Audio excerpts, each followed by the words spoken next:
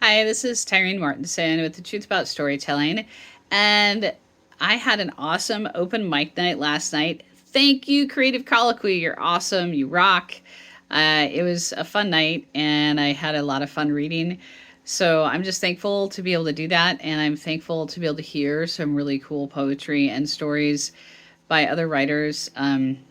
People really inspire me. Writing really inspires me. So that's what I'm going to talk about a little bit each day this week. I'm going to talk about films and books which have inspired me lately, some of which I plan to either rewatch or reread again. And there's a reason for that. Sometimes I reread something or rewatch something just because I enjoy it and it's kind of comforting to read that familiar book or rewatch that favorite movie again. But sometimes I watch them because I am looking for how the writers did it or how the filmmakers did what they did to create this beautiful, cohesive, fun story or film to watch, to read or watch. So I went for months last year without watching very many films in the theater. And we watch films at home, we watch shows, streaming shows, but I had the opportunity to go to movies this last month, and I went. I went to four movies in less than a month. I have no idea how that happened, but I thought I would mention those four movies here because surprisingly, I loved all of them for different reasons. And I think that all four of them are worth a rewatch for different reasons. So, the first one that a couple of friends of mine and I went to see was Wonka, the musical. And it's a sweet, fun, gorgeously imaginative and beautifully filmed musical. And the acting is excellent. The storytelling is great. And I want to watch it again because I just frankly want to enjoy it again. And also because I want to watch those transitions between dialogue and music and also see how they, I don't know, kind of expanded on the big moments in the movie of emotion. Because they did that with the filming and what they showed. They did it with the dialogue. They did it with the music, and I kind of want to look at all of that and how it really worked together. So I will probably watch that movie again, just for fun, but then I'll probably also slow it down and watch it in different settings or different like 15 to 20 minute sections to look for specific things. So I've done that before. A few years ago, I actually watched the Avengers film, I think about 5 times, and I just took little pieces of it each time I watched it on my own without my family. Would have driven them crazy if they'd had to watch it that many times in a row and also, just 15 or 20 minute chunks at a time. But I was specifically looking at how they did transitions in the film. And the first time I noticed those transitions was, I think, the third or fourth time we watched it together as a family. We had paused the film because someone had to get up and do something, go get a snack or something. And I thought to myself, that's interesting because right before this one scene change, they said this thing and then they moved to the scene that has that thing in it. Interesting. And as we were watching the film that night, I noted that all the transitions in the film had something like that. They all had a clue for the next scene in the scene before it. So I think that's why that film is so seamless and you just watch right through it and you're like, wow, this is a fun movie. And you don't really know why you thought it was a fun movie, or maybe you do. Maybe you're more astute than I am at watching films and picking those things out. But I mean, I couldn't have told you why. I like action movies, I like superhero movies, but there was something about that film that always stood out to me as being really well done, the first Avengers movie. And I couldn't figure out what it was because there were other things, there were certainly things in it that did not love completely, but I loved the film as a whole. And so I slowed it down, not really slowed it down and watched it slow mo, but I watched it in like 15 to 20 minute chunks and I wrote down exactly what happened in those transition moments. And that helped me see why I felt like it was a seamlessly good movie, and yet always had this driving, through line force behind it. And I tried to apply that to the next book I wrote. I don't know that I was successful, but I tried. And it's something that I have kind of in my notes, is something I want to try to do, especially in revision. I want to create this type of like clue from one scene to the next. And so there's always this driving push forward in the writing that I do. So with Wonka, I want to look at how they handle those big emotional beats in the movie, and really pay attention to kind of the plot heartbeat and the character heartbeat in the movie. So the next movie I had the privilege to watch was Boys in the Boat, and I also went to see that with friends. And now you have to imagine, I live in Washington State. One of the key elements in the film is that the crew team is from the University of Washington, and they beat out these Ivy League crew teams. So we go to this movie theater that's actually kind of a part of a national chain, and they put this movie in a little tiny theater. And it was kind of funny because I live in Washington State. The movie has got a UW-based crew team, so University of Washington crew team. So, of course, the theater is packed full of people. And there was cheering and clapping and like tons of audience reaction because people were really into it. And so, if you don't know, Boys in the Boat is based on a book by the same name, and it came out several years ago. When it did, my daughters were part of a flat water sprint canoe and kayak team, which is not the same as rowing. Canoers and kayakers go forward. Rowers face backwards when they go, so it's a very different sport.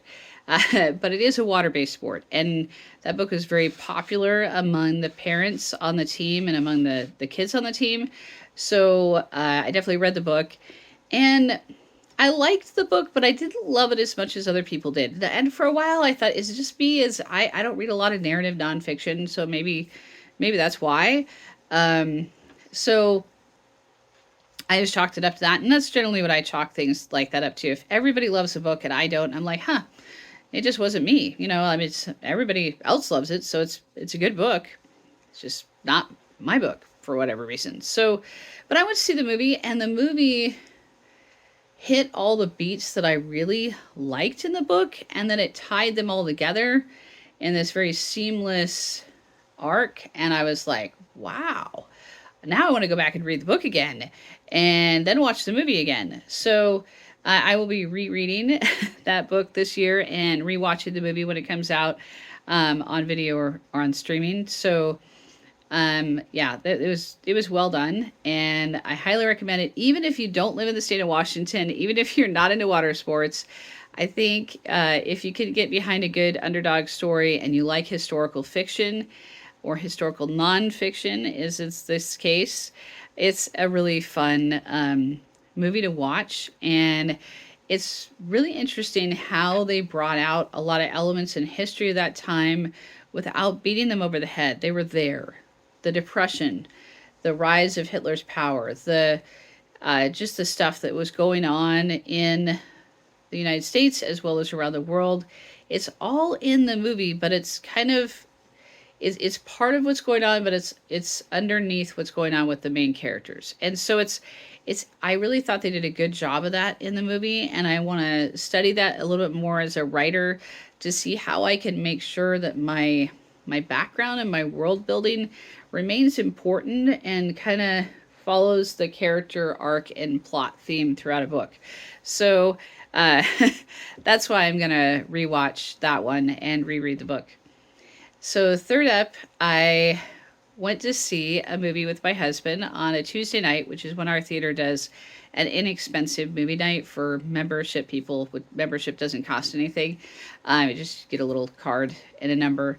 And so my husband was getting off work, but he wanted to go to bed fairly early because he has to get up and work early the next day, right? So we only had this window of time to watch a movie, and we looked at the movies that were available during that time, and we could watch a movie I had already seen, or we could watch Anyone But You. And unknown to me, because I didn't do my research, normally I research movies a long time before I watch them, but I hadn't done my research. Anyone But You is a loose, extremely loose, modern retelling of Much Ado About Nothing by William Shakespeare, which happens to be one of my very favorite plays. So when we were in the movie theater and I realized that this was a loose modern retelling of Much Ado About Nothing, I was like, ooh, this is so cool. Oh, they said that line. Oh, they did this. And not only is it a remake of Much Ado About Nothing by William Shakespeare, it's specifically a new look at Kenneth Branagh's Much Ado About Nothing that's on film. So if you like that film, you will like Anyone But You, or most likely will like Anyone But You. There are definitely some modern elements that might throw some readers or lovers of Shakespeare off a little bit. There's definitely some skin. It's definitely rated R for some of the skin that's shown, some of the humor that's a bit raunchy. But honestly, if you've studied Shakespeare a lot and you know how raunchy he really was, like you read the little translation notes and you understand a little bit about how Middle English was different than our English. Yeah, yikes. Shakespeare was, he was raunchy. He was seriously raunchy. So if you were reading him in a high school classroom, you're like, oh, this is so sweet and classical and highbrow. Trust me, no, it's not. No, there's plenty of raunchy humor in any Shakespeare play. Any Shakespeare play. Lots of, whew, yeah, nasty stuff in there. Trust me. So anyway, so Anyone But You really doesn't come that far from the source material when it comes to raunchiness. Not really. But it might surprise you if you're not prepared for that. So just be prepared. If you decide to watch the movie, it is definitely rated R for a reason. And yet it is also hilarious. And I still enjoyed it, even with all the modernisms and even with the raunchiness. Probably shouldn't admit that, but I did and still enjoyed it. And so I intend to watch it again, but I intend to watch it again right after I watch Kenneth Branagh's version of Much Ado About Nothing on film. So I can kind of like see the combination effect of all those references. And then also another reason as a writer I want to watch it again is because even though people are really nice, well, maybe it's really nice, they'll tell me that I'm really funny. They'll be like, oh, so, Tyrene, you're so funny. You know, I'll make some silly joke about something. And I'll think, really? I am? Because I think I'm overly serious most of the time. And I actually seek out humor because of how serious my mindset is most of the time. So I would like to be able to write a little more humor into my books. And so again, that's why I want to study that film and Kenneth Branagh's Much Ado About Nothing and really look at both the physicality and the dialogue in the humor moments. So I have a reason as a writer to watch it again, not just because I like the movie, right? Yeah. And the fourth movie is like that too. A couple friends of mine and I really wanted to go see a movie this weekend. We thought it'd be fun, and again, without doing a whole lot of research or reading a lot of reviews, we went to see The Beekeeper with John Statham, and we were all really impressed by the movie. And in fact, the last, as the scene ended and you could tell it was rolling into credits, we're like, no, wait, we all wanted like 5 or 10 minutes more. And in some ways, that's like a really good sign of a good movie when you want just that little taste more because you like the characters and you like the storyline. Because even though, yes, it is rated R for action and there's definitely a lot of action, high-powered action in it, just go, go, go, there's still a plot in there. The characters are characters you begin to care about, and it's got this interesting, like, kind of slow build beginning, but then it ramps up like at a pretty even pace. But it definitely ramps up to a high pitch action ending, and there's action scenes throughout, but there's that ending is just wow.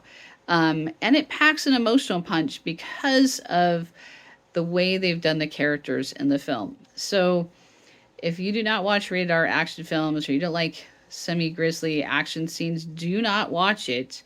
But if you do, I think you'll like it. It's well done. I don't want to give too much away because I actually found some of the character stuff to be really intriguing and fun and interesting.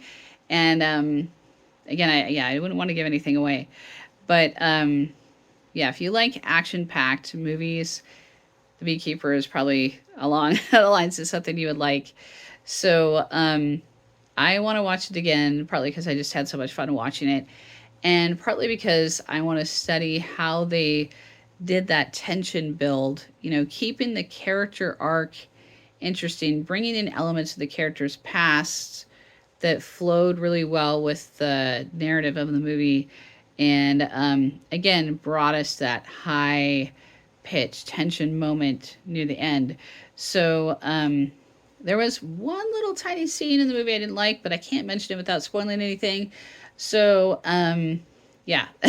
And it's a very particular thing that I have mild issue with. So, anyway, just one little tiny thing. Overall, I really liked it, and I would recommend it if you like action movies. So, those are the four movies. Again, amazingly, I watched in less than a month, which is again kind of crazy. I don't usually watch that many movies in the theater. Uh, that quickly, we did watch. I think three of them were matinees, and one was a regular price film. And so, yeah, try not to blow all my spending money at the movie theater all the time, but we did quite a bit there for a little bit. I think it's going to be at least another 3 weeks. There's a film that I really want to watch. Actually, a couple things I really want to watch in February, so we'll see if I can make it to those. But anyway, as I said, this is kind of I'm going to be talking about things that inspire me. It's kind of my fandom week. But I'm just amazed that I watched four movies that I want to watch again. And that's not typical for me. Usually I'll watch something and I'll like it, and then I'll watch another something and I'll be like, wow. And then I'll watch another something and I'll be like, you know, that's usually kind of how my movie watching or show watching goes. But I really enjoyed all four of the films, and I'm thankful for my friends that I got to go with. Mia and Lisa are awesome film buddies, and I got to see a couple of those with more people than just that too. But anyway, thank you, Mia and Lisa.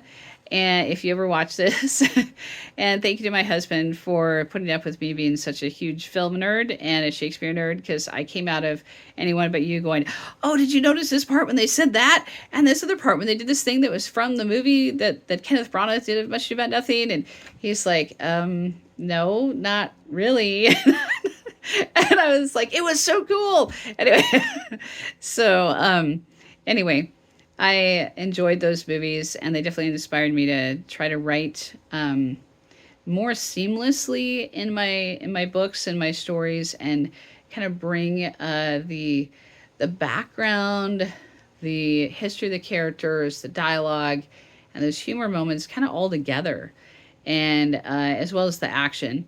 I like to write action scenes, so The Beekeeper is fun to watch from that element too. I like to watch action movies because I like to write action scenes.